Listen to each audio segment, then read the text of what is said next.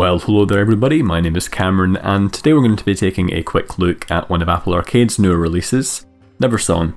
So this is a 2D action platform Metroidvania style game, a bit reminiscent of the developer's prior release, which was called Pinstripe. That one also had a similar sort of gothic aesthetic to this, inspired a little bit I suppose by the likes of Tim Burton, his animations, and Ed Gorey before him. Been having a good bit of fun with it so far, really enjoying its simple action and surprisingly extended puzzle sequences. So what you're seeing at the moment is one of the earlier puzzles. This is maybe within the first hour or so of the game. I'm pushing this inflated young boy throughout a giant cavern that is full of spiders and bugs and goo and all the rest of it. And the goal is to try and cover him in, I believe it's spider eggs, goo and something else, because we're trying to wake up this giant monster.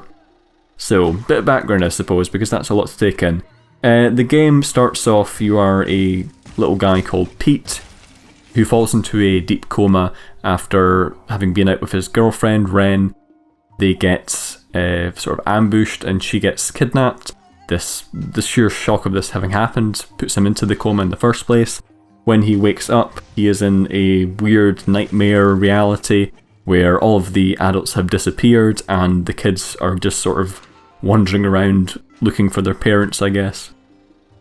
And obviously, things have gone pretty awry. As you can see there's a giant tendril type thing with a apron on, I guess.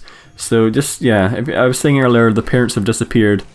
Seems as though they haven't disappeared, they've just morphed and changed into quite literal monsters. So, I'm not sure what's worse, quite honestly. Yes, so we're basically just trying to wake up this big monster worm thing. I think it's a centipede. Probably the game's first boss fight, I have no doubt.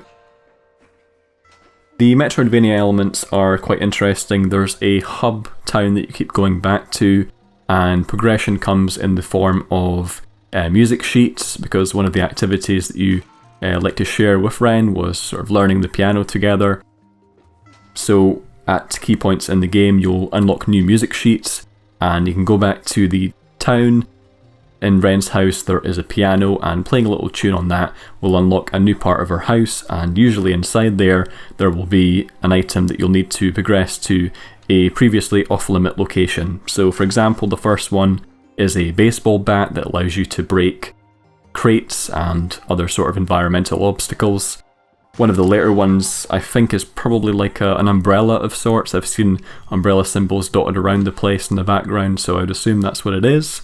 There are also grates underground that shoot up air, so you probably use it to get to higher up areas. Just guessing here, but that seems quite likely.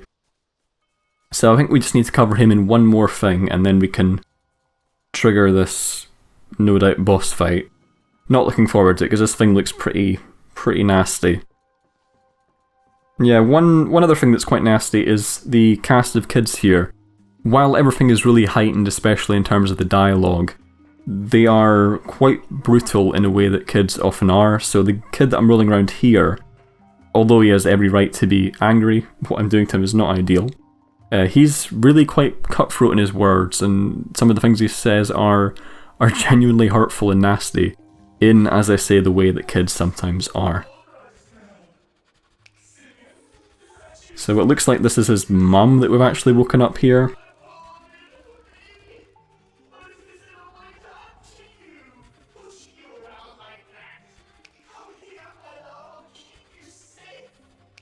Oh no, don't eat him. No, that's your son! Oh my goodness. When I started out, there was a sort of mix of humour, and it seemed light-hearted and silly in a way. Maybe not silly, but you know, there was the odd bit of comedy thrown in there, and it's heightened to the point where I wasn't sure how dark it was going to get. We've just seen a child being consumed by his giant centipede mother, so I think that gives you an idea of where the game is willing to go. So yeah, I was also correct in my assumption that this is a boss fight. Pretty straightforward so far, but it is the first in the game, it's to be expected. The combat in general is pretty straightforward. You're basically just bashing the square button and you can sort of hop over enemies or use the environment to get around them. They're very, very easy for the most part, but with this being the first hour, I would imagine that things get a bit more complicated later on. Can't say whether or not they do, I haven't progressed to that point yet. I'm saying it's easy while I'm repeatedly getting hit. Go on, get him. You are followed around by this little bird bug thing that helps you out. Will talk to you and get out of reach items for you. So for example, the kid that you saw earlier who's now no longer with us, who's now been eaten, rest in peace, he needs to be deflated by pricking him with a little pin because he has this condition where he will just randomly inflate. Sounds pretty nasty.